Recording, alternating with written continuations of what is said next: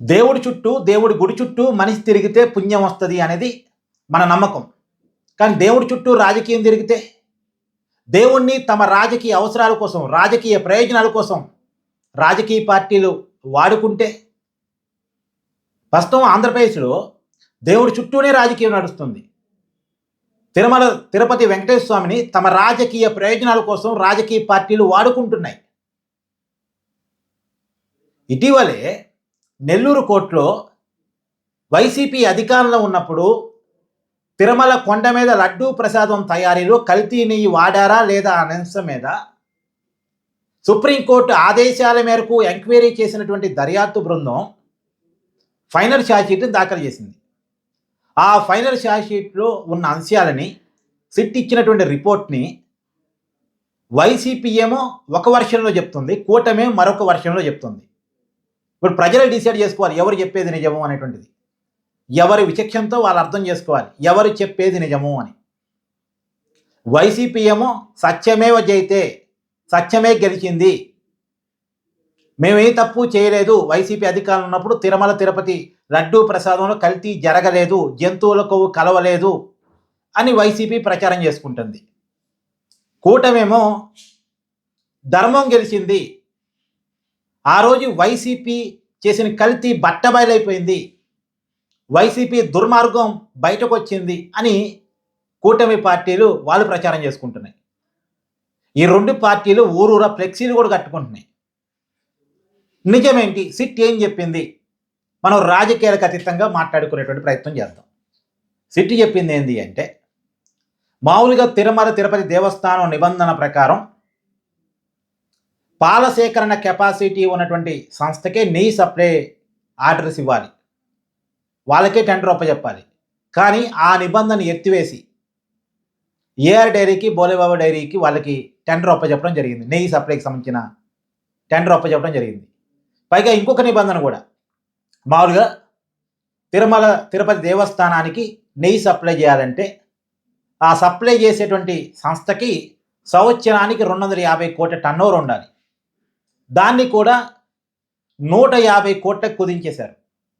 అంటే నిబంధనలన్నీ మార్చేసి ఏఆర్ డైరీకి టెండర్ ఒప్పచెప్పారు. ఏఆర్ డైరీ, బోలేబాబా డైరీ కలిసి తిరుమల తిరుపతి దేవస్థానానికి వైసీపీ అధికారంలో ఉన్నప్పుడు నెయ్యి సప్లై చేశారు. మరి నిజానికి బోలేబాబా డైరీకి కానీ ఏఆర్ డైరీకి కానీ పాల సేకరణ కెపాసిటీ లేదు కదా, వీళ్ళు ఎలా నెయ్యి సప్లై చేయగలిగారు అనేటువంటి డౌట్ ఎవరికైనా వస్తుంది.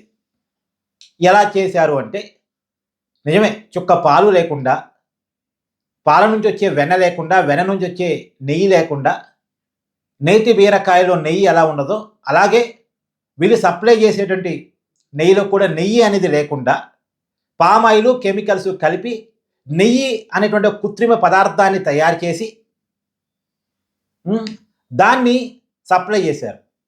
68 లక్షల కేజీల నెయ్యిని తిరుమల తిరుపతి దేవస్థానానికి సప్లై చేశారు.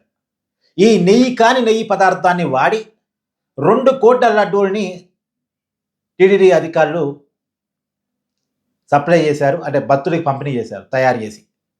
ఇది సిట్టి కనిపించిన అంశం. దాదాపు ఇది 235 కోట్ల కుంభకోణం అంట. మరి తప్పు చేసిన నిందితులేమో 36 మందో ఏమున్నారు. దాంట్లో 11 మంది తిరుమల తిరుపతి దేవస్థానం ఉద్యోగులు, తర్వాత వైవి సుబ్బారెడ్డి గారు, అంటే ఆనాటి TTD board chairman, YCP MP వాళ్ళ పిఏ, తర్వాత ఇతర కొంతమంది, వీళ్ళంతా కలిసి తప్పు చేశారని నిర్ధారించారు. కాకపోతే ఎవరికైనా వచ్చే సహజమైన డౌట్ ఏంటంటే, తిరుమల తిరుపతి దేవస్థానం నిబంధనలు టీటీడీ చైర్మన్ పిఏ మార్చలేడుగా, టీటీడీ అధికారులు మార్చలేరుగా. తిరుమల తిరుపతి దేవస్థానం నిబంధనలు మార్చి మరీ ఏఆర్ డైరీకి టెండర్ ఒప్పచెప్పారు అంటే అది ఎవరు చేయగలరు? ఆనాటి టీటీడీ బోర్డు చేయగలదు, ఆనాటి ప్రభుత్వం చేయగలదు, ఆనాటి టీటీడీ చైర్మన్ చేయగలడు, ఆనాటి టీటీడీ ఈవో చేయగలడు. మరి వాళ్ళందరి పేర్లు ఎందుకు నిందితుల లిస్టులో లేవు అంటే ఎవరి దగ్గర సమాధానం లేదు, ఎవరి దగ్గర సమాధానం లేదు. ఇప్పుడు సరే, నిందితులు ఇంకా చాలామంది ఉన్నారు, ఆ నిందితులు రక్షించబడుతున్నారు అనేది ఒప్పుకోవాల్సిన వాస్తవం. తప్పు జరిగిందే నిజమైతే తప్పు కేవలం పిఏలు, అధికారులు, ఉద్యోగులు చేసేవాళ్ళు కాదు, వాళ్ళ స్థాయి కాదు ఈ తప్పు చేయటం. ఇప్పుడు వైవి సుబ్బారెడ్డి గారి పిఏ చిన్నప్పన్ అంటే ప్రతి కేజీకి 25 రూపాయలు లంచం తీసుకొని నెయ్యి కాని నెయ్యిని తిరుమలకి సప్లై చేయించాడట. మరి పిఏ ప్రతి కేజీకి 25 రూపాయలు లంచం తీసుకుంటా ఉంటే, కోట్లాది రూపాయలు లంచం తీసుకుంటా ఉంటే, నెయ్యి కాని నెయ్యి తిరుమలకి సప్లై అవుతూ ఉంటే, ఇది చైర్మన్కి, ఈఓకి, ముఖ్యమైన అధికారులకి, టీటీడీ బోర్డుకి తెలియకుండా జరిగిందా? జరిగే అవకాశం ఉందా? ఖచ్చితంగా ఉండదు. వాళ్ళకి తెలిసే అవకాశం ఉంటుంది. తెలిసే అదే టెండర్ చెప్పిందే వాళ్ళు కదా. అసలు పాల సేకరణ కెపాసిటీ లేని సంస్థ నెయ్యి ఎలా సప్లై చేస్తుందన్న విషయం ఎవరికి తెలియదు. కాబట్టి అందరికీ తెలిసే జరిగింది. కానీ తెలిసిన వాళ్ళంతా తప్పించుకున్నారు. చిన్న వాళ్ళంతా కేసులు ఇరక్కపోయారు. ఇప్పుడు తప్పు జరిగింది అనేది సిట్ నిర్ధారించింది. కాకపోతే జంతువుల కొవ్వు కలిసినట్టుగా ఆధారాలు లేవు. ఇప్పుడు జంతువుల కొవ్వు కలిసినట్టుగా ఆధారాలు లేవు కాబట్టి వైసీపీ ఈ ఒక్క పాయింట్ పట్టుకుంది. ఆనాడు చంద్రబాబు నాయుడు గారు యానిమల్ ఫ్యాట్ కలిసింది నెయ్యిలో అని చెప్పేసి అన్నారు కదా. యానిమల్ ఫ్యాట్ కలిసినట్టు ఇప్పుడు ఆధారాలు లేవు అంటున్నారు కదా. చూసారా, చంద్రబాబు నాయుడు గారు అబద్ధం చెప్పారు, చెయ్యని తప్పును మాకు పూశారు, సత్యం గెలిచింది అని వైసీపీ ప్రచారం చేసుకుంటుంది. ఇప్పుడు యానిమల్ ఫ్యాట్ కలిసిందా లేదా పక్కన పెట్టండి, కానీ కెమికల్ కలిసిందిగా. ఇప్పుడు దానికి సంబంధించి ఆధారాలు లేవు. ఓకే, ఆధారాలు లేని దాన్ని మనం కలిసింది అని చెప్పడానికి లేదు. కానీ కెమికల్ పదార్థంతో నెయ్యి తయారు చేసి ఆ నెయ్యిని లడ్డూలో కలిపి ఆ నెయ్యితో 2 కోట్ల లడ్డూలు తయారు చేసి భక్తులకి పంపిణీ చేశారుగా. ఇదైతే నిజమేగా, ఇది తప్పేగా. ఇప్పుడు జంతువుల కొవ్వు కలవలేదు కాబట్టి, కేవలం కెమికల్ నెయ్యే తయారు చేసి లడ్డూలో కలిపారు కాబట్టి ఇప్పుడు వైసీపీ తప్పు చేయనట్టేనా? ఇప్పుడు ఎవరికి వాళ్ళు డిసైడ్ చేసుకోవాలి ఇక వైసీపీ తప్పు చేసిందా లేదా అనేటువంటిది. ఇప్పుడు వైసీపీ ఏమంటుంది, మేము కత్తితో పొడవలేదు, కేవలం చాకులతో పొడిచామంటుంది ఒక మనిషిని. కానీ పొడవటం నిజమే, కానీ అప్పుడు కత్తితో పొడిచారన్నారు కదా, మేము కత్తితో పొడవలేదు కాబట్టి మేము అసలు పొడవటమే లేదు అని ఇప్పుడు వైసీపీ ప్రచారం. ఇప్పుడు కేసీఆర్ గారు ఒక పిట్ట కథ మీకు ఒకటి చెప్తాను. ఆయన ముఖ్యమంత్రిగా ఉన్నప్పుడు అసెంబ్లీలో చెప్పినటువంటి ఒక పిట్ట కథ. ఒకసారి ఒక మనిషి చనిపోయాడట. అందరూ పరామర్శ కోసం వెళ్ళారట. ఎలా చనిపోయారంటే పాము గారు చనిపోయారని చెప్తున్నారట. అలాగే అప్పుడు అపోజిషన్ లీడర్గా ఉన్నటువంటి సిఎల్పి లీడరు బట్టి విక్రమార్క కూడా, ఇప్పుడు తెలంగాణ డిప్యూటీ సీఎం ఆయన కూడా పరామర్శకి వెళ్ళారట. వెళ్ళి ఎలా చనిపోయారంటే పాము గారు చనిపోయారండి అని చెప్పారట. పాము ఎక్కడ గరిచిందంటే నుదుటి మీద గరిచింది అన్నాడట. ఓహో, నుదుటి మీద గరిచిందా, కొద్దిగా కింద గరిచి ఉంటే కనిపోయేదిగా అన్నాడట.